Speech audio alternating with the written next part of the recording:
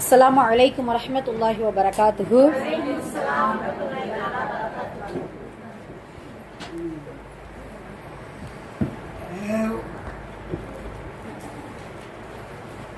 இன்னல் அல்ஹம்துலில்லாஹி ரப்பில் ஆலமீன். நஹ்மதுஹு நுஸல்லி அலா ரசூலிஹில் கரீம் இலா யௌமித்தீன். அம்மா பஅத். எல்லா புகழும் இறைவனுக்கே. அல்லாஹுடைய அன்பும் அருளும் என் பெருமானார் ரசூலை கரீம் ஸல்லல்லாஹு அலைஹி வஸல்லம் அவர்கள் மீதும் நாம் அனைவரின் மீதும் என்றென்றும் நின்று நிலவட்டுமாக. அல்லாஹுடைய கிருபையினால் அவனது அளப்பரிய நாட்டத்தினால் அல்லாஹுடைய இல்லமான இந்த மதரசாவில் நாம் அனைவரையும் ஒன்று சேர்த்தது போல் அல்லாஹு தஆலா இரையச்சமுடைய ஈமான் கொண்ட மக்களுக்காக தயார் செய்து வைத்துள்ள அந்த உயர்ந்த சொர்க்கத்தில் ஜன்னத்துல் ஃபிர்தோஸ் என்கின்ற சொர்க்கத்திலும் குறிப்பாக நமது நாயகம் ஸல்லல்லாஹு அலைஹி வஸல்லம் அவர்களோடும் அவர்களுடைய தோழர்களோடும் பிரவேசிக்கக்கூடிய நன்மக்களாகவும் வல்ல ரஹ்மான் நம் அனைவரையும் ஆக்கி அருள் புரிவானாக. நாம் எதை கேட்டோமோ எதை கேட்க இருக்கிறோமோ அதனை நமது உள்ளத்தில் உள்வாங்கி அதை நமது வாழ்விலும் செயல்படுத்தி அதை நாம் மற்றவர்களுக்கும் எத்தி வைக்கக்கூடிய நன்மக்களாகவும் வல்ல ரஹ்மான் நம் அனைவரையும் ஆக்கி அருள் புரிவானாக. சரி, போன வாரம் எதை பத்தி பார்த்தோம்? ரஜப் மாசத்துடைய சிறப்புகளை பத்தி பார்த்தோம். எத்தனை சிறப்புகள் பார்த்தோம்? மொத்தம் 8 இருக்கும். 8 சிறப்புகளை குறித்து பார்த்தோம். அல்ஹம்துலில்லாஹ். சரி, ஹைர், அல்ஹம்துலில்லாஹ். இன்னைக்கு ஓதப்பட்ட குர்ஆன் வசனங்கள் கவனிச்சிருப்பீங்க. ரொம்ப அழகான முறையில் ஓதுனாங்க, மாஷா அல்லாஹ். இந்த குர்ஆன் வசனம் சூரத்து நிசாவுல 147வது வசனத்திலிருந்து 152வது வசனத்துல வரைக்கும் இருக்குது. ஒரு 4 வசனங்கள் தான். அதுல முதல் வசனத்துடைய வார்த்தையை நீங்க கவனிச்சிருக்கலாம். அநியாயம் செய்யப்பட்டவர்களை தவிர மற்றவர்கள் தீய வார்த்தைகளை, அதாவது மற்றவர்களை குறித்த புறமான வேற ஏதாவது அதிகப்படியான வார்த்தைகளை வெளிப்படையாக பேசுவதை அல்லாஹ் விரும்புவதில்லை. இப்ப அநியாயம் செய்யப்பட்டவர்கள் மட்டும் பேசலாமா? பேசலாம். ஏன்? பேசலாம். அதாவது ஒருவனால் அநீதி இழைக்கப்பட்டவன் மட்டும் என்ன செய்யலாம்? யார் தன்னை அநீதிக்குள்ளாக்கினானோ அவனை குறித்து என்ன செய்யலாம்? பேசலாம், முறையீடு செய்யலாம். அதுவும் மட்டும் இல்லாம எல்லாரிடத்துலயும் சொல்லக்கூடாது. அந்த அநீதியை யார் நல்ல முறையில தீர்ப்பு வழங்குகிறார்களோ ஒரு தலைமை இடத்துல மட்டும்தான் என்ன செய்யணும்? அப்படியான வார்த்தைகளை சொல்லணும். மற்றவர்கள் யாரும் தீய வார்த்தைகளையோ மற்ற எக்ஸ்ட்ரா இட்டுக்கட்டக்கூடிய வார்த்தைகளை குறித்தோ வெளிப்படையாக பேசுவதை அல்லாஹ் விரும்பவே மாட்டான் அப்படிங்கறத அல்லாஹு தஆலா சொல்லி ஒரு சில விஷயங்களை நமக்கு சொல்லிக் கொடுக்கிறார். 2வது வசனத்துல பாத்தீங்கன்னா, முதல் வசனத்துல இந்த வார்த்தைகள், 2வது வசனத்துல பாத்தீங்கன்னா 3 நலவுகளை நமக்கு அல்லாஹ் கொடுக்கிறான். உங்களுக்கு அது நலவாகும், நீங்க அதை பின்பற்றி நீங்க எடுத்துக்கொண்டால் அது 3 நலவுகள் உங்களுக்கு உண்டு. ஒன்று என்ன? நன்மையை வெளிப்படையாக செய்தாலும் நன்மையை மறைத்து செய்தாலும் மற்றவர்களுடைய தீமைகளை நீங்கள் மன்னித்தாலும் அது உங்களுக்கு நலவாகும் அப்படிங்கறத சொல்றான். சுபஹானல்லாஹ். சில நன்மைகளை நாம் வெளிப்படுத்தி தான் செய்ய முடியும். இப்போ உதாரணமா ஒரு கஞ்சனாக இருக்கக்கூடிய ஒரு மனிதரிடத்தில் அல்லது ஒரு ஊரார்களிடத்தில் ஏதாவது அவர்கள் பார்க்கும் வண்ணம் ஒரு அமல் செய்யும் பொழுதோ அல்லது சதகாக்களை எடுத்து கொடுக்கும் பொழுதோ என்ன ஆகும்? சரி, இவர்களே கொடுக்கும் பொழுது நாம கொடுக்கணுங்கிற ஒரு உணர்வு ஏற்படும். அப்ப இப்படியான சில விஷயங்களை, நன்மைகளை நம்ம என்ன செய்யலாம்? வெளிப்படுத்தி செய்யலாம். சில விஷயங்களை, சில நன்மைகளை மறைத்து செய்வது சிறந்தது. உதாரணமாக நம்ம தனிப்படையாக தௌபா செய்வதா இருந்தாலும் சரி, பிரத்யேகமாக இரவு வணக்கங்கள் புரியும் பொழுது, அதே போல நோன்பு நோற்பது, இப்படி சில அமல்களை மறைவான அமல்களை கொண்டு அல்லாஹ்விடத்தில் அதிகமான மதிப்புகளையும் அல்லாஹ்வுடைய நெருக்கங்களையும் நம்ம பெறலாம். அப்போ இந்த 2 விஷயத்திலையும் ரொம்ப கவனமா இருக்கணும். அதே போல 3வது ரொம்ப முக்கியமானது, பிறருடைய தீமைகளை மன்னித்து பழக வேண்டும். ஏன்? அல்லாஹ் நம்மளுடைய தீமைகளையும் நம்மளுடைய பாவங்களையும் மன்னிக்கணும்னு எப்பயுமே நம்ம விரும்புறோம் இல்லையா? அப்படி விரும்பிதான் எவ்வளவு பெரிய பாவம் செய்திருந்தாலும் இறைவன் இறைவா நீ மன்னிப்பா என்கின்ற ஒரு வேண்டுதலோடு, ஒரு ஏக்கத்தோடு அல்லாஹ்விடத்துல நம்ம முறையீடு செய்கிறோம். நம்மளுடைய பாவங்களை குறித்து தௌபா செய்கிறோம். அதே போலத்தான் சக மனிதர்கள் செய்யக்கூடிய என்ன பாவங்களா இருந்தாலும் சரி, சிறு பாவங்களோ அல்லது பெரும் பாவங்களோ, துரோகங்களோ, அநீதிகளோ எதுவா இருந்தாலும் இறைவனுக்காக மன்னித்தால் இறைவன் நமது பாவங்களை மன்னிப்பான். அந்த குணம் மட்டும் இன்ஷா அல்லாஹ் அதிகமா அந்த குணத்தை கொண்டு வருவதற்கு முயற்சி செய்யக்கூடியவங்களா இருக்கும். ஏன்னா ரசூல் ஸல்லல்லாஹு அலைஹி வஸல்லம் அவர்கள் தன்னுடைய இறுதி நாள் வரைக்கும் தன்னை ஊரிலிருந்து துரத்தியவர்களையும் தன்னை ஏசியவர்களையும் அவர்களுடைய குடும்பத்தை ரொம்ப கொடுமைப்படுத்தி எல்லா விதமான பாவங்களையும் என்ன செஞ்சாங்க ரசூல் ஸல்லல்லாஹு அலைஹி வஸல்லம் அவர்கள். அதாவது அவங்களுடைய தீமைகளை மன்னிச்சாங்க, பொருந்தி கொண்டாங்க. அதே போல அவர்களை மன்னிக்கிறதுக்கான ஒரு விஷயத்தை நம்ம மக்கா வெற்றியின் போது நம்ம பார்க்கலாம். அந்த காட்சியெல்லாம் நம்ம பார்க்கலாம் இல்லையா? இப்போ அதெல்லாம் நம்ம பார்க்கும் பொழுது நம்மளுடைய உறவுகளோ, நமக்கு எதிராக இருக்கக்கூடிய எதிரிகளோ, நமக்கு பிடிக்காதவங்களோ இவ்வளவு பெரிய துரோகம்லாம் செஞ்சிருக்க முடியாது. சுபஹானல்லாஹ். அப்ப நபி ஸல்லல்லாஹு அலைஹி வஸல்லம் அவர்களுடைய உம்மத்தாகிய நாம் மன்னிக்கக்கூடிய மனப்பக்குவத்தையும் எடுக்கக்கூடியவர்களாக இருக்கணும். ஆக இந்த மூன்றுமே நமக்கு நலவு என்பதை அது 2வது வசனம் நமக்கு உணர்த்துது. 3வது வசனம் ரொம்ப முக்கியமானது, காஃபிர்களை குறித்த வசனங்கள். அந்த காஃபிர்கள் என்ன செய்வாங்க அப்படின்னா, நபிமார்கள் சில பேரை ஏற்றுக்கொண்டு சில பேரை விட்டு விடுவது.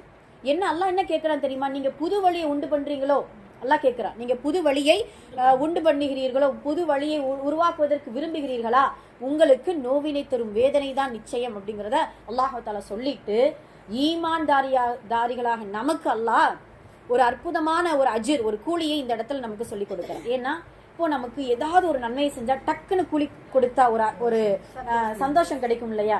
உடனே அந்த வார்த்தை தான் இந்த வசனத்துல நமக்கு அல்லாஹ் சொல்றான், சௌஃப யுதீஹு அஜ்ரா. என்ன அர்த்தம்? சௌஃப்னா விரைவாக உங்களுக்கு நான் கூலி கொடுத்து விடுவேன். என்ன விரைவாக? எதனால?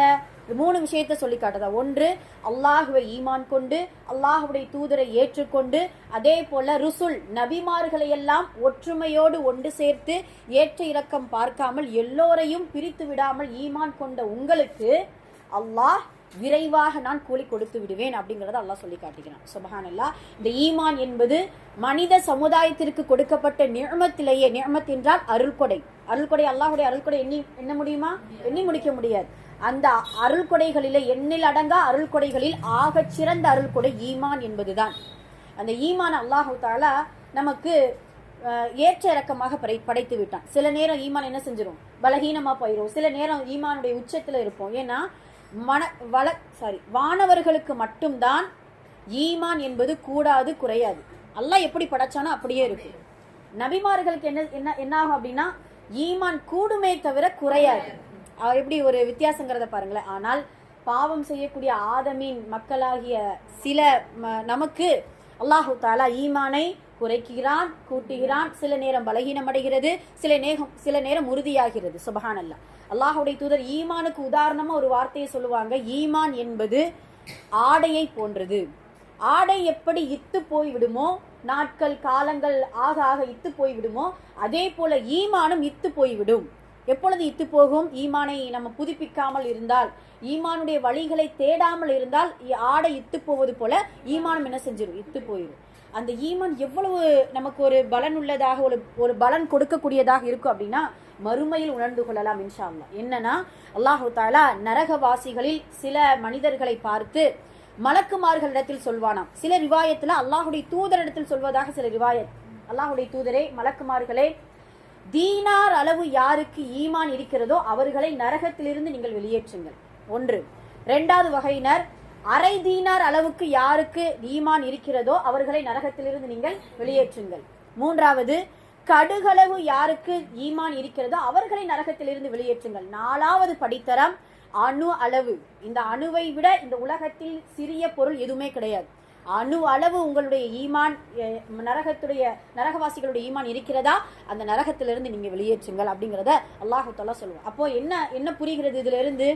ஈமான் கொண்ட யாரும் நரகத்திற்கு செல்லவே மாட்டார்கள். அல்ஹம்துலில்லாஹ். இப்போ ஈமான் நமக்கு சில நேரம் பலகீனப்படும் பொழுது அதை உறுதியாக நம்ம உறுதிப்படுத்துவதற்கான வழிகளை தேடணும்.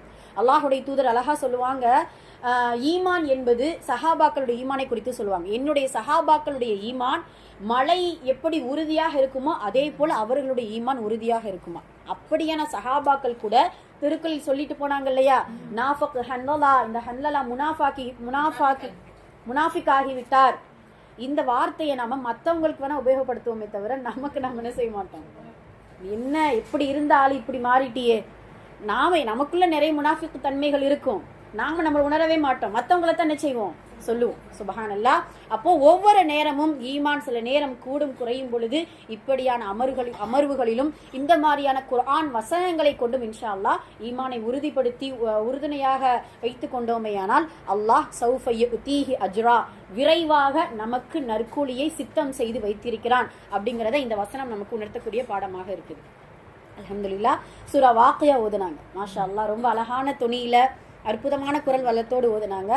அல்லாஹ் எல்லோருக்குமே தர்த்தீபோடு தஜ்வீதோடு ஓதக்கூடிய பாக்கியத்தையும் கிராத்தோடு ஓதக்கூடிய பாக்கியத்தையும் கொடுக்கணும் இன்ஷா அல்லாஹ். இவங்க ஓதக்கூடிய வாக்கியா சூராவுடைய சிறப்புகள் எல்லாம் நமக்கு தெரியும். செல்வத்தின் சூரா அப்படின்னு சொல்லுவாங்க. இந்த வாக்கியா சூரா என்ன? செல்வத்தின் சூரா. அதாவது ஒரு ஊர்ல ரொம்ப பஞ்சமா, அந்த பஞ்சமான ஊர்களில், அதாவது பொருளாதார பஞ்சம், எந்த பஞ்சமா இருந்தாலும் இந்த பொருளாதார பஞ்சம் வந்துச்சுன்னு நினைச்சுக்கோங்களேன், தாங்கவே முடியாது, மனசு தாங்கவே தாங்க. அப்போ முடிவெடுத்தாங்களாம், அதாவது கலந்தாலோசனை, இமாம்கள் எல்லாம் சேர்ந்து கலந்தாலோசனை செய்து எல்லாரும் சூரா வாக்கையாவை எடுத்து ஓதுவோம் தினமும். அதாவது ஒரு நாள் ஓதுனா மட்டும் செல்வம் வந்துடாது, என்ன பரக்கத்து வந்துடாது.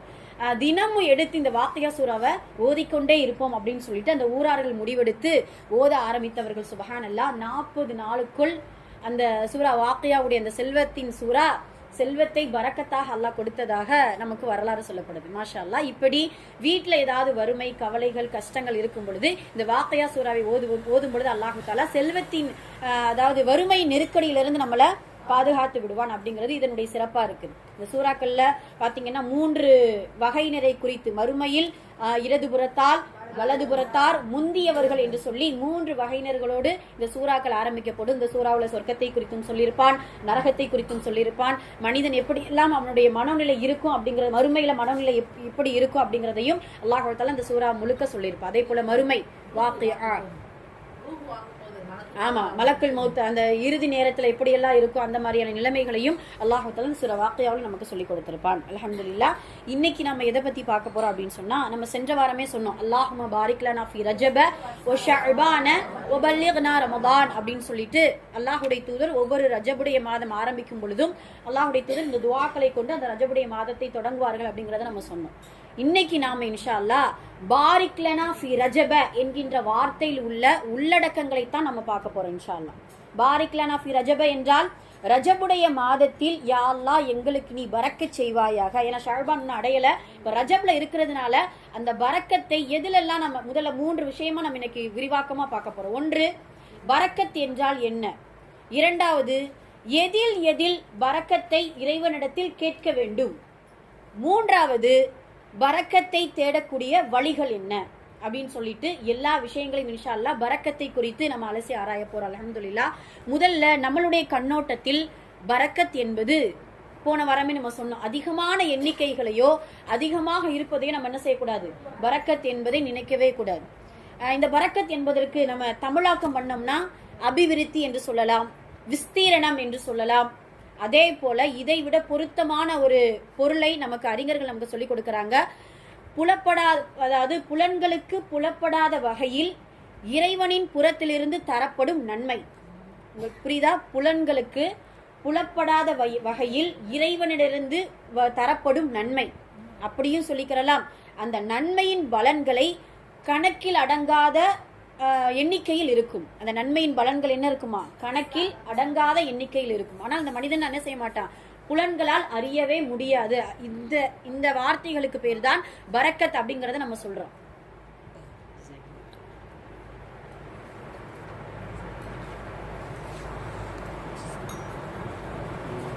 அப்போ அந்த பரக்கத் என்பதனுடைய அர்த்தத்தை நம்ம ஆழமாக புரிஞ்சுக்கிறோம்.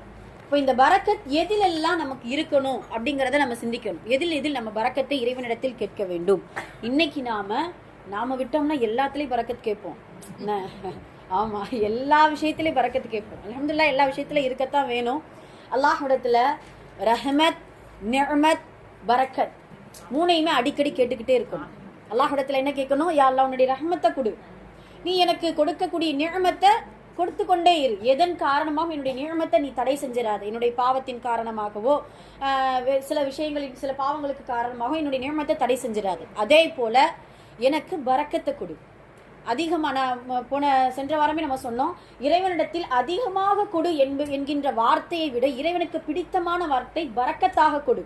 எதுல வேணாலும் நம்ம என்ன செய்யலாம் இன்ஷா அல்லாஹ் பரக்கத் என்பதை கேட்கணும். இன்னைக்கு நாம முக்கியமான 6 விஷயத்துல இந்த ரஜப் பரக்கத்தான இந்த ரஜபுடைய மாதத்தில் நம்ம அல்லாஹ்விடத்துல முறையீடு செய்ய போறோம் இன்ஷா அல்லாஹ். யா அல்லாஹ், இந்த பரக்கத்தான இந்த மாதத்துல எனக்கு ஆயுளில் பரக்கத்தை கொடு. 6 விஷயம், அதை நம்ம விரிவாக்கமா இன்ஷா அல்லாஹ் சொல்ல போறோம். 2வது, ஆரோக்கியத்தில் பரக்கத்தை கொடு. 3வது, நன்மைகளில் எனக்கு பரக்கத்தை கொடு. 4வது, நற்குணத்தில் எனக்கு பரக்கத்தை கொடு. 5வது, பொருளாதாரத்தில் எனக்கு பரக்கத்தை கொடு. 6வது, மிக முக்கியமானது, கல்வியில் எனக்கு பரக்கத்தை கொடு. சுபஹானல்லாஹ். இந்த 6லையும் தான் அதிகமா கேட்கணும். இந்த 6ஐ தவிர்த்து விட்டு மற்றதற்கு ஏதாவது முக்கியத்துவம் கொடுத்தோம் நினைச்சுக்கோங்களேன், இந்த 6 தான் நமக்கு ரொம்ப முக்கியம் மற்றதை விட. அப்போ இந்த 6 விஷயத்தில் யா அல்லாஹ் எனக்கு பரக்கத்தை கொடு. அந்த பரக்கத் எப்படி இருக்கணும்? என்னுடைய புலன்களுக்கு எட்டாத அளவுக்கு இருக்கணும். அதே போல கணக்கில் அடங்காத ஒரு பரக்கத்தாக என்ன செய்யணும் இருக்கணும் அப்படிங்கிறத அல்லாஹ்விடத்தில் நம்ம கேட்க போறோம் இன்ஷா அல்லாஹ்.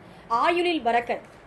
ரசூல் ஸல்லல்லாஹு அலைஹி வஸல்லம் சொல்லுவாங்க, வயதான முதியவர்களுக்கு கூட 2 விஷயத்தில் ஆசைகள் விடவே விடாது. ஒன்று, ஆயுள் அதிகமா நான் நல்ல முறையில் இந்த உலகத்துல வாழணும். ஏன்னா ரொம்ப வயசாகி அவங்க சொல்லுவாங்க, அது ஒரு நோவினை காரணமாக அல்லாஹ் என்ன வந்து அழைச்சிக்கிற மாட்டானா, மலக்குள் மொத்து வந்தாதான் தெரியும். ஆமா, அதெல்லாம் எல்லாம் பாதுகாக்கணும். சரியா?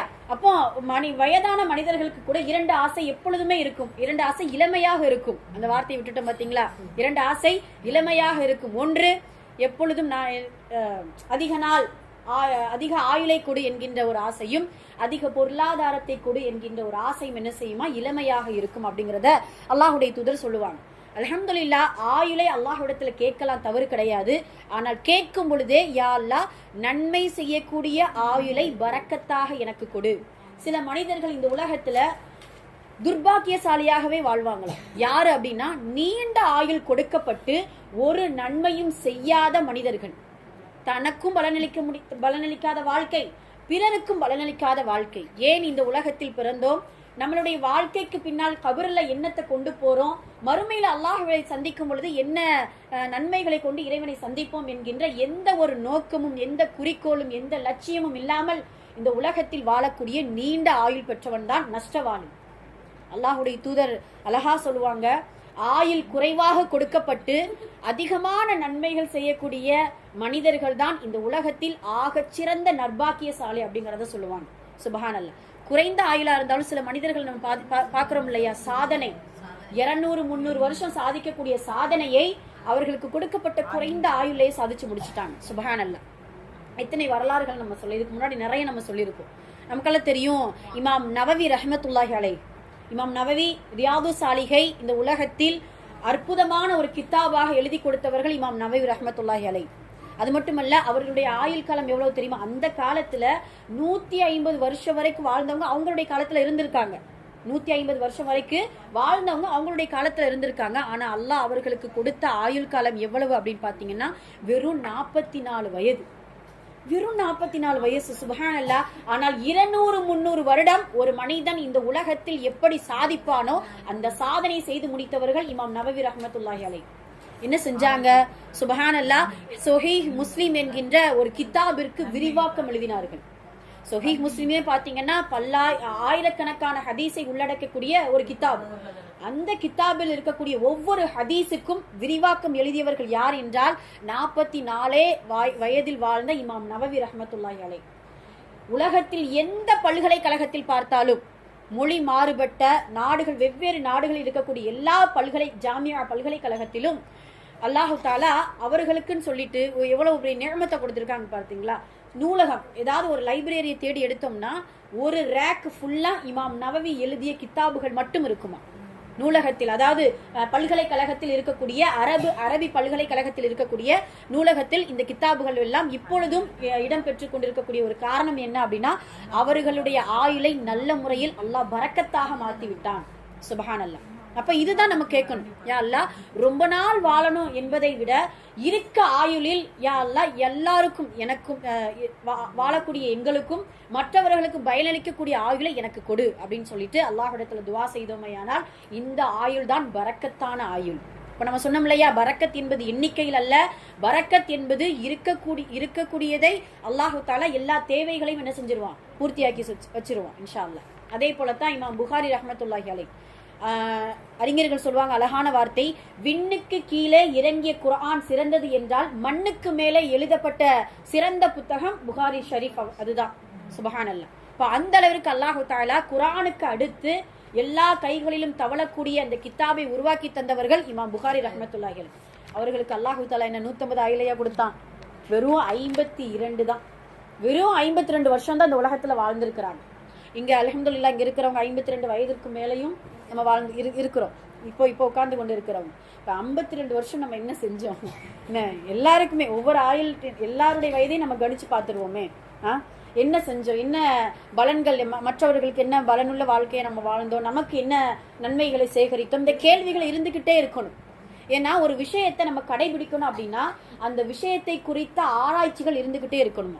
சுபஹானல்லாஹ். இப்போ ஈமானே நமக்கு பலமா இருக்கணும் அப்படின்னா அப்ப ஈமானுடைய பலப்படுத்தக்கூடிய வழியை தேடிக்கிட்டே இருக்கணும். எனக்கு ஈமான பலத்தை கொடுன்னு அப்படின்னு இறைவன்கிட்ட கேட்டா மட்டும் போதுமா? அதன முயற்சி நம்ம செய்யணும் இல்லையா? அதே போலத்தான் நல்ல முறையில இந்த உலகத்துல பலனுள்ளதா பயனுள்ளதா வாழணும் அப்படின்னா அதற்கான முயற்சிகளை செய்து கொண்டே இருக்க வேண்டும். அந்த முயற்சியை செய்தவர்கள் தான் புகாரி ரஹ்மத்துல்லாஹி அலைஹி. அவ்வளவு ஏன் சுபஹானல்லாஹ். இமாம் ஷாஃபி ரஹ்மத்துல்லாஹி அலைஹி அந்த காலத்துல இந்த நோய்க்கு மருந்தே கிடையாது. மூல நோய்க்கு மருந்தே கிடையாது. அவங்க மாணவர்கள் சொல்லுவாங்க, எங்களுடைய உஸ்தாத் எழுதும் பொழுது அவர்களுடைய எழுதுகோலுக்கு முன்னால் மைகள் கசையும், அவர்களுடைய பின்னால் அவர்கள் எழுந்து சென்றால் அவர்களுடைய பைஜாமாங்கிற ஒரு உடை போட்டிருப்பாங்களாம். அந்த பைஜாமா என்கின்ற உடைக்கு பின்னால் அவர்களுடைய இரத்த கரைகள் படிந்திருக்கும் அப்படிங்கிறத சொல்லுவாங்க. சுபஹானல்லாஹ். குத்த வைத்து கொண்டே தான் அவங்க எழுதுவாங்களாம். ரொம்ப நேரம் உட்கார முடியாது. இருந்தாலும் அவர்கள் சுபஹானல்லாஹ் இமாம் ஷாஃபி ரஹ்மத்துல்லாஹி அவர்கள் நமக்கு கொடுத்த கித்தாபுகள் 100 கித்தாபுகள் இருக்குது. அதுல கடைசியாக எழுதிய கித்தாபுல் அப்படின்னா என்ன அர்த்தம்? எல்லா கித்தாபுகளுக்கும் இதுதான் தாய், எல்லா கித்தாபுகளுக்கும் இதுதான் தாய் அப்படிங்கிற அந்த கித்தாபை இமாம் ஷாஃபி ரஹ்மத்துல்லாஹி அவர்கள் எழுதி கொடுத்திருந்தாங்க. அந்த அவர்களுடைய அல்லாஹு தஆலா அவர்களுக்கு வயது கொடுத்தது, ஆயுள் காலம் எவ்வளவு கொடுத்தான்? வெறும் 54 வயது தான். ஆக 44 வயது இமாம் நவவி, 52 வயது புகாரி ரஹ்மத்துல்லாஹி அலைஹி, அதே போல 54 வயது ஷாஃபி ரஹ்மத்துல்லாஹி அலைஹி. இவர்களெல்லாம் இந்த உலகத்தில் 200-300 ஆண்டுகள் ஒரு மனிதன் வாழ்ந்தால் எவ்வளவு சாதனைகள் புரிய முடியுமோ அவ்வளவு சாதனைகளை செய்துவிட்டு போயிருக்கிறாங்க. சுபஹானல்லாஹ். இப்போ அல்லாஹ்விடத்துல இப்படியான பரக்கத்தான ஆயுளைத்தான் இந்த ரஜபுடைய மாதத்துல இன்ஷா அல்லாஹ் கேட்கணும். யா அல்லாஹ், என்னுடைய ஆயுள் காலத்தை நீ நீட்டி கொடு, நன்மை செய்யக்கூடிய அளவுக்கு நீ நீட்டி கொடு. என்னுடைய ஆயுள் காலம் குறைவாக இருந்தாலும் அந்த குறைவான ஆயுளில் மறுமைக்கான வெற்றியை தேடக்கூடிய அளவுக்கு என்னுடைய ஆயுளில் நன்மை செய்யக்கூடிய பாக்கியத்தை கொடு. அதே போல நான் இறந்த பின்னாலும் சில அடையாளங்கள், சில சுவடுகளை இந்த உலகத்தில் விட்டு செல்வதற்கான பாக்கியத்தை கொடு. ஏன்னா இறந்த பின்னாடி ஒரு மனுஷன் என்ன வாழ்ந்தான் அப்படின்ட்டு கேட்கறத விட இப்படியெல்லாம் வாழ்ந்து விட்டானே, இப்படியெல்லாம் நன்மையான காரியத்தை எத்தி வைத்து விட்டானே அப்படின்னு சொல்லிட்டு அல்லாஹ்விடத்துல மக்களிடத்துல பேசக்கூடிய ஒரு புகழை, ஒரு நல்ல காரியங்களை விட்டு செல்லக்கூடிய பாக்கியத்தை அல்லாஹ்விடத்துல அதிகமா கேட்கணும் இன்ஷா அல்லாஹ். ஏன்னா இப்ராஹிம் அலைஹிஸ்ஸலாம் அவர்கள் துவா செய்வாங்க இல்லையா, வஜஅல்னி லிசான சித்கின் ஃபில் ஆகிரீன். யா அல்லாஹ், மக்கள் நான் இறந்த பின்னால் என்னை உண்மையை கொண்டு பேசும் வண்ணம் என்னுடைய புகழை உயர்த்தி கொடு அப்படிங்கிறத இப்ராஹிம் அலைஹிஸ்ஸலாம் அவர்கள் பேசினதின் காரணமாகத்தான் இன்று வரைக்கும் அல்ல கியாமத் நாள் வரைக்கும் இப்ராஹிம் அலைஹிஸ்ஸலாம் அவருடைய புகழை நான் பேசிக்கொண்டுதான் இருப்போம். அதனால இன்ஷா அல்லாஹ் அல்லாஹ்விடத்துல இந்த ரஜபுடைய மாதத்தில் யா அல்லாஹ் ஆயுளில் பரக்கத்தை கொடு, நன்மை செய்யக்கூடிய ஆயுளை கொடு, பயனுள்ள ஆயுளை கொடு அப்படின்னு சொல்லிட்டு அல்லாஹ்விடத்துல துஆ செய்யக்கூடியவங்களா இருக்கணும். சரி, இப்போ நம்ம ஆயுள்ல பரக்கத்தை இறைவனிடத்துல கேட்டுறோம், அதற்கான முயற்சி செய்யணும்ல. இஸ்லாமிய மார்க்கம் அற்புதமான மார்க்கம். நம்மளை முயற்சி செய்யுங்கன்னு சொல்லிட்டு நம்ம விட்டுறது கிடையாது.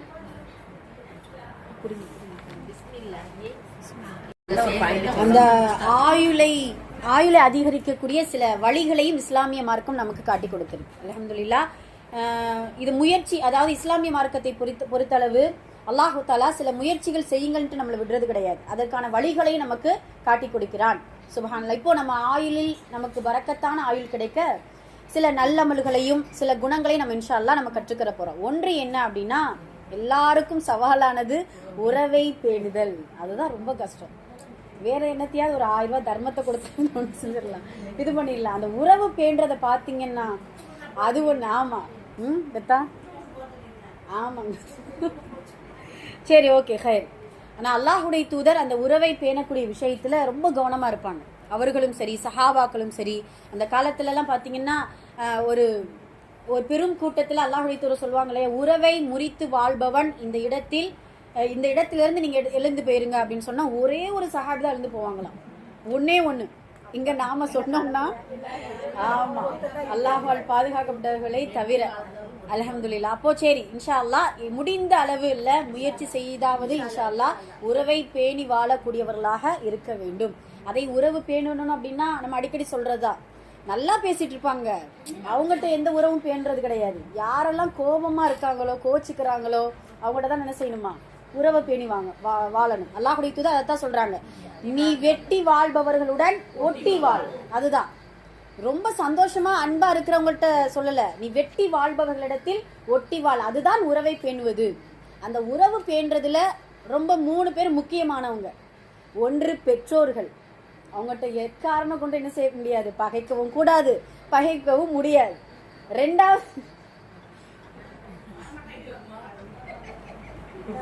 ரெண்டாவது யாரு அப்படின்னு சொன்னா உடன் பிறந்த சகோதர சகோதரிகள். அது எத்தனை பேர் இருந்தாலும் சரி, ஒரு ஆள் இருந்தாலும் சரி, 9 பேர் இருந்தாலும் சரி, அவர்களோடு நம்ம இன்ஷா அல்லாஹ் உறவை பேணக்கூடியவர்களா இருக்கணும். மூன்றாவது தாய் வழி சொந்தம், தந்தை வழி சொந்தம். யாருக்கும் முன்னுரிமை. அதாவது ஒரு சில பேருக்கு தந்தை வழி ரொம்ப பிடிச்சிரும், ஒரு சில பேருக்கு தாய் வழி ரொம்ப பிடிச்சிரும். அப்படி கிடையாது. 2 வழிகளையும் அல்லாஹ்வுடைய தூதர் கவனம் எடுக்க சொல்லியிருக்கிறார்கள். இன்ஷா அல்லாஹ். அல்ஹம்துலில்லாஹ். அப்போ உறவை பேணி வாழ்வதின் மூலம் நமக்கு ஆயுளில் அல்லாஹு தாலா பரக்கத்தை கொடுப்பான்.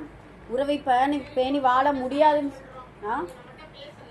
அதாவது இப்போ ஒருத்தவங்க நம்ம போய் பேசுற வழியில போய் பேசுறோம், அவங்க என்ன செய்யல, பதில் சொல்லல. இதே மாதிரிதான் ஒரு சஹாபி கேள்வி கேட்டாங்க, அல்லாஹுடைய தூதரே, நான் என்னுடைய ஒரு உறவு இருக்குது, அவர்களிடத்துல நான் நன்மையை நாடுறேன், ஆனா அவங்க எனக்கு கெடுதி தான் நினைக்கிறாங்க. அவங்களிடத்துல நான் வழியை போய் பேசுறேன், அவங்க அவங்க மதிக்கவே கிடையாது. இப்ப நான் என்ன செய்யறது அப்படின்னு கேட்கும் பொழுதுதான் நபி ஸல்லல்லாஹு அலைஹி வஸல்லம் சொல்லுவாங்க, அவர்களை எப்பொழுதெல்லாம் பார்க்கின்றீரோ அப்பொழுதெல்லாம் நீ பேசு. அது என்ன அப்படின்னா, அது அவர்களுக்கு முகத்தில், அது போல் ரசூலுல்லாஹ் சொல்றாங்க, அது நான் சொல்லல, சரியா? ஏன்னா அவங்களுக்கு அதுதான் குற்ற உணர்ச்சியா இருக்குமா. முகத்தில் கரிபூசணம் அப்படி தவறானது கிடையாது, குற்ற உணர்ச்சியை அவர்களுக்கு ஏற்படுத்தும். அதனால நம்மளுடைய கண்ணியம் குறைய போவதே கிடையாது. அவங்களுடைய மனசுல வேணா நம்மளுடைய கண்ணியம் குறையும், ஆனா அல்லாஹ்விடத்திலையும் சரி, மலக்குமார்கள் மறுமையில உறவை முதலில் யாரு சண்டை போட்டு ஃபர்ஸ்ட் யாரு பேசுறாங்களோ அவர்களை இறக்கையினால் தூக்கி கொண்டாடுவார்களாம். சுபஹானல்லாஹ். அந்த அளவிற்கு அல்லாஹ் தஆலா இம்மையிலே நமக்கு ஒரு சிறப்பு ஆயுள பரக்கத்தை கொடுக்கிறான், மறுமையிலும் தனி கண்ணியத்தை இன்ஷா அல்லாஹ் கொடுக்கிறான். அதனால முடிந்த அளவு சலாம் என்பது உறவை பேணக்கூடிய முதல் அடியே அதுதான். அதனால முடிந்த அளவு சலாம் சொல்லுவோம், அவ்வளவுதான். அதுக்கப்புறம் நல்ல காரியங்களுக்கு அழைப்பது, சின்ன சின்ன விஷயங்கள்ல அவர்கள் நம்ம என்ன செஞ்சுக்கிறோம், இன்ஷா அல்லாஹ் உறவை பேணக்கூடியவர்களாக இருக்கணும். சரிங்களா? அதுக்காக தினமும் நான் போய் நம்ம அப்படிலாம் கிடையாது. நம்ம எப்பெல்லாம் சந்திக்கும் பொழுது அவர்கள் முகத்தை திருப்பிட்டு போறது போல நம்மளும் போயிட்டோம் அப்படின்னா அதுக்கு அவர்களுக்கு நமக்கும் வித்தியாசம் இல்லாம போயிடும். அதனால முடிந்த அளவு இன்ஷா அல்லாஹ் சலாம் சொல்லியாவது முஹப்பத்தை பெற்றக்கூடியவர்களாக இருக்கணும். ஏன்னா அந்த சலாமுக்கு அல்லாஹ் தஆலா எப்படியாவது ஒரு நாள் அவர்களுடைய கல்புல இரக்கத்தையும் மாற்றத்தையும் கொடுப்பான் இன்ஷா அல்லாஹ். சரிங்களா? அதனால உறவை பேணுவதன் மூலம் நமக்கு ஆயுளில் அல்லாஹ் தஆலா பரக்கத்தை கொடுக்கிறான். இரண்டாவது, அதுவும் ஒன்றுதான், நல்ல அணுகுமுறையோடு நாம ஒருவரிடத்தில் நடந்து கொள்ளும் பொழுது அல்லாஹ் நமக்கு ஆயுளில் பரக்கத்தை கொடுக்கிறான். மீண்டும் மீண்டும் சொல்றது அதுதான், ஆயுளில் பரக்கத் அப்படின்னா ரொம்ப நாள் வாழ போறோம்ங்கிறது கிடையாது. மறுபடியும் அதுதான் நம்ம சொல்றோம், ஆயுள் குறைவாக இருந்தாலும் பரக்கத்தான நன்மையையும் பரக்கத்தான பலன்களையும் பெற்று இந்த உலகத்திலிருந்து பிரிஞ்சிருவோம். அதனால தான் இன்ஷா அல்லாஹ் இந்த மாதிரியான நற்குணங்களையும் நல்ல அமல்களையும் கவனம் செலுத்தணும். இப்போ ரெண்டாவது என்ன, நல்ல அணுகுமுறைகளை கொண்டு அல்லாஹு தஆலா ஆயுளில் நமக்கு பரக்கத்தை கொடுக்கிறான். சுருக்கமா சொல்லிடுவோம். மூன்றாவது, அல்லாஹு தஆலா யாருக்கெல்லாம் பொருளாதாரத்தையும் ஆரோக்கியத்தையும் தொடர்ந்து இந்த துன்யாவில் கொடுத்து கொண்டே இருக்கிறான் என்றால் ஹஜ் உம்ரா அதிகமாக செய்யுங்கள், அல்லாஹ் உங்களுக்கு ஆயுளில் பரக்கத்தை கொடுப்பான். கடமையான ஹஜ்ஜும் உம்ராவும் ஒன்று இருக்குது. கடமைக்கு அப்பாற்பட்டு அல்லாஹ்வுடைய தூதர் சொல்லுவாங்க, 5 வருடத்திற்கு ஒரு முறை இறைவனுடைய கஅபாவை சந்தித்து பழகுங்கள், அதுதான் உங்களுக்கு நல்ல ஒரு பலனை பெற்று தருங்கிறத சொல்லுவாங்க. 5 வருடத்திற்கு ஒரு முறை. அப்ப அந்த அளவிற்கு அல்லாஹ் தஆலா பொருளாதாரத்தை ஆரோக்கியத்தை அல்லாஹ் கொடுக்குறா அப்படின்னா ஹஜ் உம்ராவை அதிகமாக செய்யும் பொழுது அல்லாஹ் ஆரோக்கியத்தை கொடுக்குறான். சரி, அல்லாஹ் ஆயிலில் பரக்கத்தை கொடுக்குறான். இப்போ ஏன் ஹஜ் உம்ராவுக்கும் ஆயுளுக்கும் என்ன சம்பந்தம் அப்படின்னு கேட்டீங்கன்னா, ஹஜ்ஜு செஞ்சு முடிச்சுட்டா அன்று பிறந்த இப்ப திரும்ப திரும்ப என்ன செய்யறாள், நம்மள பிறக்க வைக்கிறான், திரும்ப திரும்ப பிறக்க வைக்கிறான், திரும்ப திரும்ப பாவமே இல்லாத அளவுக்கு அல்லாஹ் தஆலா நமக்கு பச்சில குழந்தையாக ஆக்குகிறான். அதனால இன்ஷா அல்லாஹ் எல்லா கடமையான ஹஜ்ஜை செய்யாதவர்களுக்கு அல்லாஹ் கடமையான ஹஜ்ஜை செய்யக்கூடிய பாக்கியத்தையும், கடமையான ஹஜ்ஜை நிறைவேற்றியவர்களுக்கு மீண்டும் மீண்டும் அந்த கஅபாவை தவாப் செய்யக்கூடிய தரிசிக்கக்கூடிய பாக்கியத்தையும் வல்ல ரஹ்மான் தருவானாக. 4வது பரிபூரணமாக, இது ரொம்ப சிம்பிள்பா இன்ஷா அல்லாஹ், இதனால நம்ம கண்டிப்பா செஞ்சிருவோம். பரிபூரணமாக உது செய்தவர்களுக்கு அல்லாஹு தஆலா ஆயுளில் பரக்கத்தை கொடுக்கிறார். சுபஹானல்லாஹ். உதுவுக்கு இவ்வளவு பெரிய ஒரு பரக்கத்தான ஒரு ஆயுளா கண்டிப்பாக உண்டு. இஸ்லாமிய மார்க்கத்துல எந்த அமலுக்கு அல்லாஹு தஆலா நம்முடைய தரஜாவை உயர்த்துவான், எந்த ஒரு பாவத்திற்கு நம்மளுடைய தண்டனைகளை அதிகப்படுத்துவோம், அதெல்லாம் இப்படியான விஷயம் அல்லாஹ்விடத்துல தான் இருக்கு. அதனால பரிபூரணமான உது செய்யும் பொழுது அல்லாஹு தஆலா நமக்கு ஆயுளில் பரக்கத்தை கொடுக்கிறார். அதுல ரொம்ப கவனமா செய்யக்கூடிய ஒரு உறுப்பு என்ன அப்படின்னா, கால் கழுவுவது, கரண்டை கால் கழுவுவது. மற்றது கூட அல்ஹம்துலில்லாஹ் நம்ம செஞ்சிடலாம். அந்த கால் கழுவக்கூடிய அந்த விஷயத்துலதான் சஹாபாக்களுடைய காலத்திலே, அதனாலதான் ரசூலுல்லாஹ் சொல்றாங்க,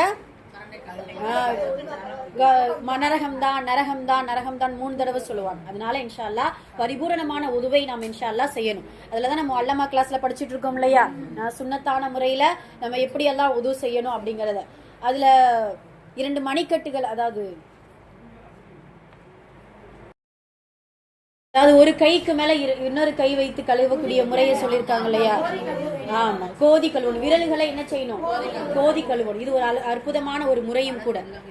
வலது உள்ளங்கையை இடது முதுகின் மேல் வைத்து 2 கைகளையும் கோதி கழுவ வேண்டும். சரிங்களா. அப்ப நம்ம என்னென்ன விஷயங்களை படிக்கிறோமோ அதை செயல்படுத்துறோம் இன்ஷா அல்லாஹ். சரிங்களா.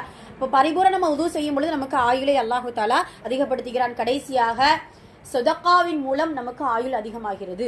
அது சொதக்காங்கிறது ஒரு சிறிய தர்மமா இருந்தாலும் சரி, சின்ன வகை பொருளாதாரமா இருந்தாலும் சரி, நிறைய நமக்கு கொடுத்தாலும் சரி, அல்லாஹ் தஆலா அதன் மூலமாக நமக்கு ஆயுளை அதிகப்படுத்துகிறான். இப்போ இது ஃபுல்லாமே ஆயுளில் பரக்கத்தை பெற்று தரக்கூடிய வழிகளை நம்ம பார்த்துட்டோம். 2வது எதுல நம்ம பரக்கத்தை அதிகமா கேட்கணும் இன்ஷா அல்லாஹ், இந்த ரஜபுடைய மாதத்தில் ஆரோக்கியத்தில் பரக்கத் வேண்டும். ஆரோக்கியம் என்பது எல்லாத்திற்கும் அடிப்படை. அதுதான் வணக்கங்கள் செய்யணுமா, இபாதத் செய்யணுமா, ஆரோக்கியம் வேணும். அதே போல அனைத்திற்கும் அடிப்படை எந்த அளவுக்கு அப்படின்னு சொல்லும் பொழுது, நன்மைகளை எடுத்து சொல்லணும்னாலும் நமக்கு என்ன வேணும், ஆரோக்கியம் வேணும். நம்மளுடைய கடமைகளை நல்ல முறையில நிறைவேற்றணும்னாலும் ஆரோக்கியம் வேணும். குடும்பத்திற்கு செய்ய வேண்டிய கடமைகளும் சரி, அல்லாஹ்வுக்கு செய்ய வேண்டிய கடமைகளும் சரி, இரண்டைக்கும் எல்லாத்திற்கும் அடிப்படை இந்த ஆரோக்கியம். இந்த ஆரோக்கியத்தை எப்படி எல்லாம் நம்ம பெற்றுக்கொள்ளலாம், அதனுடைய வழிகளை நம்ம தேடணும் அப்படின்னு சொன்னா, முதல் இது துஆ. காலையில எழுந்த உடனே அல்லாஹும்ம இன்னா நஸ்அலுக்கல் முஆஃபாத்த ஃபித் துன்யா வல் ஆখিরা, யா அல்லாஹ் இந்த உலகத்துல எனக்கு ஆரோக்கியத்தை கொடு, மறுமையில எனக்கு நன்மையான ஆரோக்கியத்தை என்ன செய்ய கொடு அப்படின்னு சொல்லிட்டு அல்லாஹ்விடத்துல நிறைய ஆரோக்கியத்தை கொண்டு துஆ செய்வதுதான் முதல் வழி. 2வது வழி, துஆவும் வேணும், தவாவும் வேணும். சரியா. துஆமுன் உணவு என்ன செய்யும் நமக்கு வேணும். அப்ப ஆரோக்கியத்தை நல்ல முறையில், ஏன்னா உடல் என்பது எப்படி இறைவன் இந்த உலகத்துல ஒரு அமானிதமா நமக்கு உடலை கொடுத்திருக்கிறானோ, அதே போல அந்த உடலை பாதுகாப்பதும் நமக்கு ஒரு பொறுப்பு. மறுமையில அதை கொண்டு என்ன செய்வான், அல்லாஹ் விசாரணை செய்வான். அப்போ நமக்கு உடலுக்கு எதெல்லாம் நமக்கு செட் ஆகுதோ, என்ன ஆரோக்கியமான உணவுகளை எடுத்துக்கொள்ளணுமோ, அதுவும் ஆரோக்கியத்தை பெற்று தரக்கூடிய ஒரு விஷயமா இருக்குது. இப்போ நபிமொழி மருத்துவத்துக்கு வருவோம். இப்போலாம் பாத்தீங்கன்னா நவீன காலமா ஆயிடுச்சு. ஃபாஸ்ட் ஃபுட்டுங்கிற பேர்ல ஃபாஸ்டா டெத் ஆயிடும். ஆமா, அல்லாஹ் பாதுகாக்கணும். அந்த மாதிரி எல்லாமே கலப்படம், எல்லாமே ஒரிஜினல் எது டூப்ளிகேட் எது எதுவுமே தெரியாம போயிடுச்சு. இப்ப அல்லாஹ்வுடைய தூதருடைய மருத்துவத்துக்கு நம்ம வந்துருவோம். அடிக்கடி சொல்றதுதான், 3 விஷயத்தை தவிர்த்திடவே கூடாது ஒரு நாளைக்கு எடுத்துக்கிறதுக்கு. 1 கருஞ்சீரகம், தேனு, பேரித்த பழம். அதுலயும் பரக்கத்தான உணவு அப்படின்னு சொல்லிட்டு அல்லாஹ்வுடைய தூதர் பேரித்த பழத்தை சொல்றாங்க. அதனால தான் ஒரு நோன்பாளி பேரித்த பழத்தை கொண்டு நோன்பு திறங்கள். அது மட்டுமல்ல, பேரித்தம்பழத்திலேயே அஜுவா என்கின்ற பேரித்தம்பழம் மரணத்தை தவிர எல்லா நோய்களுக்கும் அதுல மருந்துண்டு. சுபஹானல்லாஹ். அப்போ அதுவும் தான் அஜுவாவும் சரி, கருஞ்சீரகமும் சரி. அஜுவா 7 தான் எடுத்து சாப்பிட்டோம்னு நினைச்சுக்கோங்களேன். அதுல ஒரு நல்ல ஒரு ஆரோக்கியத்தை அல்லாஹ்வுடைய தூதர் நமக்கு கற்றுக் கொடுத்திருக்கிறாங்க. விஷ முறிவை ஏற்படுத்தக்கூடிய மருந்து. அதே போல கருஞ்சீரகம் அப்படிதான், மரணத்தை தவிர வேற எல்லாத்திற்குமே அந்த கருஞ்சீரகத்திலும் மருந்து உண்டு. அதே போல தேனிற்கும், அதே போல பால், பரக்கத்தான பாலிற்கும் நமக்கு அல்லாஹுடைய தூதர் மருத்துவ நபி வழி மருத்துவத்தில் நமக்கு சொல்லி கொடுக்குறாங்க. அதே போல ஜைத்தூன் எண்ணெய், இன்ஷா அல்லாஹ் அதை உபயோகப்படுத்துறதுக்கு நம்ம முயற்சி செய்யணும். ஜைத்தூன் எண்ணெய் வந்து யாருக்கெல்லாம் தலைவலி, ஒற்றை தலைவலி இருக்குதோ, தீரா தலைவலிகள் வருதோ, அந்த ஜைத்தூன் எண்ணெயை சூடு பண்ணி அதை நம்ம என்ன செய்யலாம், லேசா ஆற விட்டு நம்ம தலைக்கு தேய்ச்சோம் அப்படின்னா அந்த தலைவலி நீங்கும் அப்படிங்கறத அல்லாஹுடைய தூதர் நமக்கு சொல்லி கொடுக்குறாங்க. அதே போல வெந்தயம், இது பேர் என்ன, மாதுளப்பழம், ஆமா வசம்பு, வசம்பும் கூட அல்லாஹுடைய தூதர் நமக்கு, அதாவது உடல்ல ஏதாவது தேம்பல், அதாவது தோல் நோய்கள், ஏதாவது அரிப்பு இந்த மாதிரி வந்துச்சுன்னா வசம்பை கொண்டு மருத்துவம் செய்யறதுக்கு அல்லாஹுடைய தூதர் சொல்லியிருக்கிறாங்க. அதே போல பெருஞ்சீரகம், அதே போல கற்றாழை முடி வளர்வதற்கு, இதுக்கெல்லாம் அல்லாஹுடைய தூதர் சொன்ன சில மருத்துவ குறிப்புகள். எப்படி கற்றாழை, அதே போல நபி ஸல்லல்லாஹு அலைஹி வஸல்லம் அவர்கள் ஜம்சம் நீரில் நமக்கு எல்லா நோய்களுக்கும் நிவாரணம் உண்டு. அதனால ஜம்சம் நீரை நம்ம இன்ஷா அல்லாஹ் மருத்துவத்துக்கு பயன்படுத்திக்கிறோம். இதுக்கு அடுத்து தான் நம்ம இன்ஷா அல்லாஹ் மற்ற டேப்லெட்ஸ், சுகர் மாத்திரை, பிபி மாத்திரை, ப்ரெஷர் மாத்திரை, சில பேர் சொல்லுவாங்க மாத்திரையில தான் நான் வந்து ஆமா அப்படிங்கிற மாதிரி. அல்லாஹ் எல்லாருக்குமே ஒரு ஆரோக்கியத்தை கொடுக்கணும் இன்ஷா அல்லாஹ். இந்த ரஜபுடைய மாதத்துல நிறைய ஆரோக்கியத்தை இன்ஷா அல்லாஹ் கேட்கணும், துஆவின் மூலம் கேட்கணும். அதற்கான இப்படியான உணவு பொருட்களை இன்ஷா அல்லாஹ் பயன்பாட்டிற்கு கொண்டு வந்தோமையானால் அல்லாஹு தஆலா ஆரோக்கியத்துல நமக்கு பரக்கத்தை கொடுத்து நன்மைகளை நிரப்ப செய்யக்கூடிய பாக்கியத்தையும் அல்லாஹு தஆலா இந்த ரஜபுடைய மாதத்துல கொடுப்பான். சுருக்கமா சொல்லிடுவோம் இன்ஷா அல்லாஹ். அடுத்து மூன்றாவது, நன்மைகளில் பரக்கத். நன்மை என்பது இறைவனுடைய உதவியை பெற்று தரும். சுவாலிஹா அமலே சுவாலிஹா, சுவாலிஹான நல்லமல் என்பது முதல்ல நமக்கு எதை பெற்றுத்தரும், இறைவனுடைய உதவி நமக்கு பெற்றுத்தரும். இந்த உலகத்துல நன்மையான விஷயங்கள் அப்படின்னு சொல்லிட்டு இபாதத்தையும் அல்லாஹ் நமக்கு சொல்லி கொடுத்திருக்கிறான். நல்ல வார்த்தைகள் சொல்வதும் நன்மையான ஒரு விஷயம்தான். ஒவ்வொரு முக்மீனுடைய அசைவும் நன்மைதான். சுபஹானல்லாஹ். அப்ப நன்மையான வழிகளை நம்ம இன்ஷா அல்லாஹ் தேடணும். அதுலயும் பாத்தீங்கன்னா நன்மையான சாலிஹான அமல்கள் அப்படின்னு சொல்லும் பொழுது தொழுகை, எப்பயுமே அடிக்கடி ரெகுலரா செய்யக்கூடிய விஷயங்கள் என்ன, தொழுகை, குர்ஆன் ஓதுவது, திக்ர் செய்வது, சதகா கொடுப்பது, அதே போல நோன்பு வைப்பது, நஃபிலான நோன்புகளை, மார்க்க கல்வியை கற்றுக்கொள்வது, நல்லுபதேசங்களை கேட்பது, சொல்வது, இது எல்லாமே நன்மைக்குள் அடங்கிடும் இன்ஷா அல்லாஹ். அப்ப இந்த நன்மையான வழிகளை இன்ஷா அல்லாஹ் தேடினோம்னா அந்த வழிகளை இலகுவாக்கி கொடுத்து விடுவான், நன்மையில நமக்கு பரக்கத்தும் கிடைத்து விடும். அப்படிங்கிறது மூன்றாவது, இறைவனிடத்துல அதிகமாக கேட்பது, நன்மையில் எனக்கு பரக்கத்தை கொடு அப்படின்னு சொல்லிட்டு கேட்கணும். அதே போல நான்காவது ரொம்ப முக்கியமானது, நற்குணத்தில் பரக்கத்தை கொடு யா அல்லாஹ், அதிகமா கேட்கணும் இன்ஷா அல்லாஹ். ஏன்னா சில மனிதர்களுக்கு இந்த மூணு விஷயத்துல இப்ப சொன்ன ஆயுள், ஆரோக்கியம், நன்மை இதெல்லாம் ஓரளவா கேட்டலாம் அல்லாஹு தஆலா கொடுத்து கொண்டுதான் இருக்கிறான். இந்த நற்குணத்துலதான் ரொம்ப நமக்கு பரக்கத் தேவைப்படுது. எந்த அளவுக்கு அப்படின்னா, நற்குணம் என்பது வந்து எல்லா நிலைகள்லயும் இருக்கணும், எல்லா நேரத்திலையும். அல்லாஹுடைய தூதர் அற்புதமா சொல்லி காட்டுவாங்க, மனிதன் சுவனம் செல்ல அதிகமாக அவனுக்கு உதவி செய்யக்கூடிய இரண்டு அமல், ஒன்று ஹுஸ்னுல் குலுக், நற்குணங்கள், இரண்டாவது அத்தக்வா, இறையச்சம். இந்த ரெண்டும் தான் சுவனத்தை அதிகமான மக்களை எடுத்து செல்வதற்கு இந்த ரெண்டு அமல்கள் நமக்கு கை கொடுக்கும். நம்ம நுழைவதற்கு ரெண்டு அமல்கள் கை கொடுக்கும். அதனால இந்த ஹுஸ்னுல் குலுக் என்று சொல்லக்கூடிய நற்குணங்கள்ல ரொம்ப கவனமா இருக்க வேண்டும் இன்ஷா அல்லாஹ். ஏன்னா நபி ஸல்லல்லாஹு அலைஹி வஸல்லம் அவங்க சொல்லுவாங்க, நபிக்கு, அதாவது அவர்கள் எனக்கு மறுமையில் சொர்க்கத்தில் மிக சமீபத்தில் இருக்கக்கூடியவர்கள் யார் என்றால் நற்குணங்கள், அதிகமான அழகான நற்குணங்களை பெற்றவர்கள் தான் எனக்கு நெருக்கமாக இருக்க முடியும் அப்படிங்கறத அல்லாஹ்வுடைய தூதர் நமக்கு சொல்லி காட்டுவாங்க. அதனால நற்குணங்களை அதிகப்படுத்த வேண்டும். அதே போல இன்னும் அற்புதமான ஒரு ஹதீஸ் இருக்குது. அல்லாஹ்வுடைய தூதர் சஹாபாக்களுக்கு சொல்லுவாங்க, சுவனத்தின் ஓர பகுதியில் உங்களுக்கு ஒரு மாளிகை வேண்டுமா, சர்ச்சையை விடுங்கள். சும்மா யார்ட்டையாவது வம்பு சண்டை, இல்ல வந்த சண்டையை விடாம இருக்கிறது, இப்படியான வேலைகள்ல என்ன செய்யணுமா, பாதுகாத்து சர்ச்சையை விட்டு விடுங்கள் அப்படிங்கறத சொல்றாங்க. தேவையற்ற விவாதத்தை தவிர்த்து விடுங்கள். உங்களுக்கு சுவனத்தின் ஓர பகுதியில் ஒரு மாளிகை உண்டு. சுவனத்தின் நடுப்பகுதியில் உங்களுக்கு இடம் வேண்டுமா? சுப்ஹானல்லாஹ், அல்லாஹ்வுடைய தூதர் சொல்றாங்க. அது மட்டும் இல்ல, இந்த ஹதீஸ்ல ஒரு வார்த்தை எக்ஸ்ட்ரா இருக்குது. என்ன வார்த்தை, என்ன அல்லாஹ்வுடைய தூதர் ரொம்ப அழகான வார்த்தை சொல்றாங்கன்னா, அதற்கு நான் பொறுப்பேற்றுக் கொள்கிறேன். அல்லாஹ்வுடைய தூதர் பொறுப்பேற்றிருந்தா சுப்ஹானல்லாஹ் கண்டிப்பாக சுவனம் நமக்கு நிச்சயம். இப்போ இரண்டாவது மைய பகுதியில் சுவனத்தின் நடுப்பகுதியில் மைய பகுதியில் யாருக்கு மாளிகை இடம் வேண்டுமோ அடிக்கடி பொய் சொல்வதை தவிர்த்து கொள்ளுங்கள். முற்றிலுமாகவே பொய் சொல்வதை நீங்கள் தவிர்த்து கொண்டால் சுவனத்தின் நடுப்பகுதியில உங்களுக்கு ஒரு மாளிகை உண்டு. மூன்றாவது சுவனத்தின் மேல் பகுதி, அதாவது ஜன்னத்துல் ஃபிர்தௌஸ், அப்படியான அந்தஸ்தையும் சுவனத்தையும் நீங்கள் பெற வேண்டுமா? ஹுஸ்னுல் குலுக், நற்குணங்களை நீங்கள் அதிகப்படுத்திக் கொள்ளுங்கள். நற்குணங்களை கொண்டு நீங்கள் உங்களை அழகாக்கிக் கொள்ளுங்கள். நற்குணங்களை கொண்டு உங்களுடைய நன்மைகளை அங்கீகரித்துக் கொள்ளுங்கள், அங்கீகரிக்கப்பட்ட நன்மைகளாக மாற்றிக் கொள்ளுங்கள் அப்படிங்கிறத அல்லாஹுடைய தூதர் நமக்கு சொல்லி காட்டுவாங்க.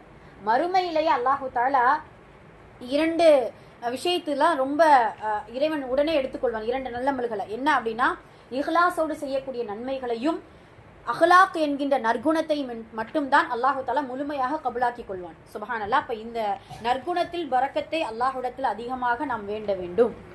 அது மட்டுமல்ல, இந்த நற்குணம்ங்கிறது பாத்தீங்கன்னா அப்பப்ப ஒரு சில நேரத்துல எட்டி பார்க்கும், ஒரு சில நேரத்துல அது என்ன செஞ்சிடும், ஸ்டக் ஆயிரும், பாத்துக்கிறலாம் அப்படிங்கிற மாதிரியான மனநிலைக்கு வந்துருவோம். அதனால இன்ஷா அல்லாஹ் நற்குணத்துல கவனம் செலுத்தணும். ஐந்தாவது இன்ஷா அல்லாஹ் பொருளாதாரத்தில் நமக்கு பரக்கத்து வேண்டும். அது ரொம்ப முக்கியம். ஏன்னா பொருளாதாரத்தில் ஒரு மனிதன் பலகீனம் அடையும் பொழுதுதான் ஷிர்கான, குஃப்ரான, பிதுஅத்தான விஷயங்களில் அவன் ஈடுபடுகிறான். அது மட்டுமல்ல, ஈமான் ரொம்ப பலகீனப்பட்டு போயிருது. அதனால பொருளாதாரத்திலும் அல்லாஹ்விடத்துல பரக்கத்தை கேட்கக்கூடியவளாக இருக்க வேண்டும் இன்ஷா அல்லாஹ். எந்த அளவுக்கு பொருளாதாரத்துல அல்லாஹ் பரக்கத்தை கொடுப்பான், அதுக்கான வழிகள் என்ன அப்படின்னு தேடினோம்னா, ஒரு சஹாபி, நமக்கெல்லாம் ரொம்ப பிரபலமான ஒரு சம்பவம் நமக்கு தெரியும். ஒரு மனிதர் என்ன செய்வாரு, கருமேகம் சூழ்ந்திருக்கும். அந்த கருமேகத்திலிருந்து ஒரு அசரீரி, இன்ன மனிதனுடைய தோட்டத்தில் நீ போய் மழை பொழிவாயாக அப்படின்னு சொல்லிட்டு. இது அல்லாஹுடைய தூதரின் காலத்தில் நடந்த ஒரு சம்பவம் கிடையாது, அதுக்கு முன்னாடி நடந்த ஒரு சம்பவம். அப்போ மழை பொழிவாயாகன்னு சொல்ல அந்த கருமேகத்தை தொடர்ந்து அந்த மனிதன் போறான். ஒரு தோட்டத்துல அந்த கருமேகம் மழை பொழிது. அந்த தோட்டக்காரருக்கு, அந்த அவருக்கு மட்டும்.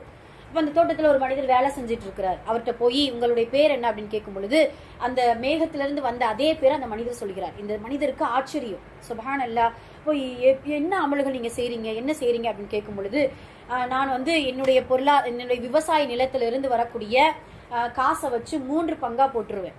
ஒன்று என்ன, முதல் பங்கை அல்லாஹுடைய பாதையில் செலவழிப்பது, அல்லாஹுடைய பாதையில் மிஸ்கீன்களுக்கு, ஃபக்கீர் ஏழைகளுக்கு, நெருங்கிய உறவினர்களுக்கு நான் செலவழிப்பேன். இரண்டாவது எனக்கும் என்னுடைய குடும்பத்தார்களுக்கு பயன்படுத்திக்கிடுவேன். மூன்றாவது பங்கு மீண்டும் அந்த விவசாய நிலத்திலே நான் என்ன செஞ்சிருவேன், போட்டுருவேன். சுபஹான் அல்லாஹ். மாத சம்பளங்கள் வாங்குறவங்க அல்லது வருவாய் தினமும் வரக்கூடிய அந்த கூலி வேலை செய்யக்கூடியவர்கள், எப்படியாவது நம்ம இடத்துல கையில காசு வரும் பொழுது இன்ஷா அல்லாஹ் இந்த ஒரு பங்கை அல்லாஹ்வுக்காக அல்லாஹுடைய பாதையில எடுத்து வச்சிடும் இன்ஷா அல்லாஹ். அது நல்ல ஒரு பழக்கம். அந்த ஒரு சிறு தொகை பொருளாதாரத்தின் வரக்கத்தை நமக்கு பெற்றுத்தரும். அது மட்டும் இல்லாம வீணான காரியங்கள், அதாவது வீண் விரயத்திலிருந்து அல்லாஹ் நம்மளை பாதுகாத்துருவா. மருத்துவமனை செலவிலிருந்து அல்லாஹ் பாதுகாத்துருவான். அல்லாஹுடைய பழக்கம் என்ன தெரியுமா, 1 லட்சம் ரூபாய் கொடுக்குற மாதிரி இருக்கும், 2 லட்சம் ரூபாய்க்கு வெட்டி வச்சு விட்டுருவான். அல்லாஹ் பாதுகாக்கணும். எதனால? ஏன்? ஒரு சோதனை ஒன்று. ரெண்டாவது, என்ன நீ மறந்துட்ட, என்னுடைய வழியில நீ என்ன செய்யல, நீ செலவு செய்யல. இப்போ 1 மாசம் நீ செலவு செய்யற, மறு மாசம் அதே அல்லாஹ் தான் இருக்கிறா. இப்ப மறு மாசம் நீ அப்படியே விட்டுட்டியே. இப்ப இன்ஷா அல்லாஹ் தொடர்ந்து இறைவன் கொடுக்குகின்ற பொருளாதாரத்திலிருந்து நம்ம என்ன செய்யும், இன்ஷா அல்லாஹ் அல்லாஹ்வுடைய பாதையில் செலவு செய்தோமையானால் அல்லாஹ் நமக்கு பொருளாதாரத்துல பரக்கத் கொடுப்பான். அது மட்டும் இல்லாம பொருளாதாரத்தில் பரக்கத் வேணும் அப்படின்னா ஹலாலான முறையில பொருளாதாரத்தை தேடணும். அதுதான் ஆகச்சிறந்த பரக்கத்தை நமக்கு பெற்றுத்தரும். மூன்றாவது, போதும் என்ற மனம் இருந்தாலே போதும், அதுதான் பெரிய பரக்கத் பொருளாதாரத்திலேயே. ஏன்னா போதும் என்ற மனம் இல்லாததுனால தான் எவ்வளவு பொருளாதாரத்தை அல்லாஹ் பரக்கத்தா கொடுத்தாலும், சூரா ஃபஜ்ரில் அல்லாஹ் சொல்லுவான் நம்மளுடைய குணத்தை. அதாவது அந்த மனிதனுக்கு நான் கண்ணியத்தையும் சிறப்பையும் கொடுத்தா, நான் அக்ரமஹு வ நஅமா, அல்லாஹ் என்னை கண்ணியப்படுத்திட்டான், என்னை பெருமைப்படுத்திட்டான்னு அல்லாஹ் சொல்லுவான். நான் எதையும் இல்லாம டக்குன்னு நான் புடுங்கிட்டேன் அப்படின்னா என்னை அல்லாஹு தஆலா வெறுத்துட்டான், என்னை மறந்துட்டான் அப்படின்னு சொல்லிட்டு அல்லாஹ் சொல்லுவான், மனிதன் சொல்லுவான் அப்படின்னு சொல்லிட்டு அல்லாஹ் சொல்லுவான் சூரா ஃபஜ்ரில். இப்படித்தான் பொருளாதாரத்தை கொடுக்கும் பொழுது அல்லாஹ்வை புகழ்றதும், பொருளாதாரத்திலிருந்து கொஞ்சம் பறித்த உடனே அல்லாஹ்வை இகழ்வதுமாக இருக்கவே கூடாது. எப்ப அல்லாஹ் கொடுத்தாலும் நல்ல முறையில செலவழிக்கக்கூடியவர்களாக இருக்க வேண்டும். இதுதான் பொருளாதாரத்தில் பரக்கத்தை இந்த ரஜபுடைய மாதத்துல கேட்கணும். ஆறாவது, ரொம்ப முக்கியமானது, கல்வியில் பரக்கத்தை தேடுங்கள். இந்த ரஜபுடைய மாதத்துல கல்வியில நம்ம இன்ஷா அல்லாஹ் பரக்கத்தை தேடணும். எவ்வளவு வயதுகள் கடந்தாலும் அறிவை அல்லாஹு தஆலா சில மனிதர்களுக்கு, சில வயதான சில மக்களுக்கும் கூட அறிவு அல்லாஹு தஆலா அவ்வளவு ஷார்ப்பா வச்சிருப்பான். இன்ஷா அல்லாஹ் அந்த இதையுமே நம்ம இன்ஷா அல்லாஹ் அல்லாஹ்விடத்துல கேட்கணும். அல்லாஹ் கொடுக்கக்கூடிய பெரிய தண்டனை என்ன தெரியுமா? அந்த உலகத்துல சிந்திக்கக்கூடிய திறனில் திரை போடுவதுதான் பெரிய தண்டனை. நம்மளுடைய சிந்தனையில திரை போட்டுட்டா நினைச்சுக்கோங்களேன், என்ன சொன்னாலும் புரிய மாட்டுக்கு, எங்களால் அதை எடுத்துக்க முடியல. அல்லாஹ்விடத்துல அதிகமா தௌபா செய்யுங்க இன்ஷா அல்லாஹ். அதிகமா தௌபா செய்யும் பொழுது, ஏன்னா அந்த சிந்தனை திறன்ல வேற எதையாவது நம்ம அதிகமா ஸ்டோர் பண்ணியிருக்கோம்.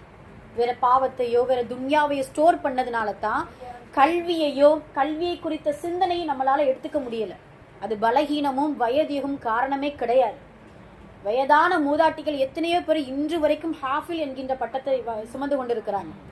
அது மட்டும் இல்லாமல் இப்போ கேரளாவில் பார்த்தீங்கன்னா 61 வயது மூதாட்டி +2 படிக்குதுமா. 61 வயது மூதாட்டி +2 படிச்சு காலேஜில் ஃபர்ஸ்ட் இயரில் ஜாயின் பண்ணுறாங்க. பேட்டி கொடுக்குறாங்க. அந்த அம்மா பார்த்தீங்கன்னா எல்லாம் ரொம்ப வயசு பிள்ளைலாம் நிற்குது. அந்த அம்மாவும் அதே கோட்டு தான் பெத்தா. அதே பார்த்தீங்கன்னா அந்த அம்மா கோட்டை எப்படி அந்த பிள்ளைங்கள்லாம் கோட் போட்டு நிற்கிறாங்களோ அந்த மாதிரி கோட் ஷூட் போட்டு என்ன செய்யுது அந்த அம்மா நிற்குது அந்த காலேஜில். சுபஹானல்லாஹ். எதனால அப்படின்னு சொன்னால் 10th படித்து ஒரு வழியாக பாஸ் ஆகிடுச்சு. எழுதும் போதே 3 பாடம் பாஸ் 2 பாடம் ஃபெயிலாம். அடுத்து எடுத்து எழுதி முயற்சி செஞ்சு பாஸ் ஆகி +2 பாஸ் ஆகி இப்போ காலேஜில் நிற்கிது. சுபஹானல்லாஹ். இப்படி எல்லாருமே நிறைய பேருக்கு நிறைய திறன்கள் இருக்குது. நாம் என்ன செய்கிறோம், அதை பயன்படுத்தாதது ஒரு காரணம்.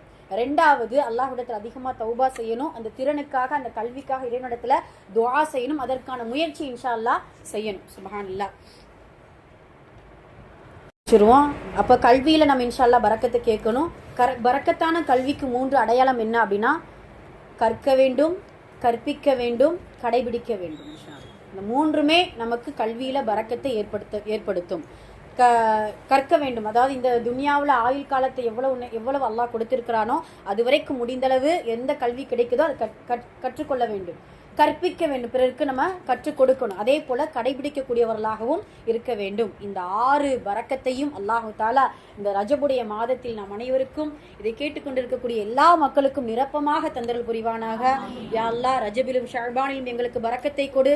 அதே போல ஆயுளிலும் ஆரோக்கியத்திலும் கல்வியிலும் பொருளாதாரத்திலும் நற்குணத்திலும் எங்கள் அனைவருக்கும் நன்மையிலும் எங்கள் அனைவருக்கும் பரக்கத்தை கொடு அப்படின்னு சொல்லிட்டு இறைவனிடத்துல நிறைய பிரார்த்தனை செய்து இந்த பரக்கத்தான மாதத்தில் இந்த பரக்கத்துகளையும் அல்லாஹ் எல்லோருக்கும் வழங்கி அருள் புரிவானாக.